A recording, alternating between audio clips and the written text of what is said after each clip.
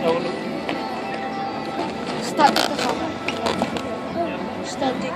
Dapat yan na ganyan ka, tsaka Justin, no? Para hindi ka mahirapan maglakad. Justin. Justin, may ganun ka sapatos.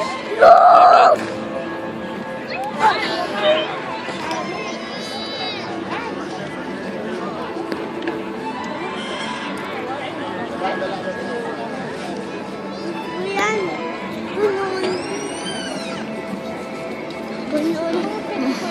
Video. Video. Christmas gift kay Tita Pati.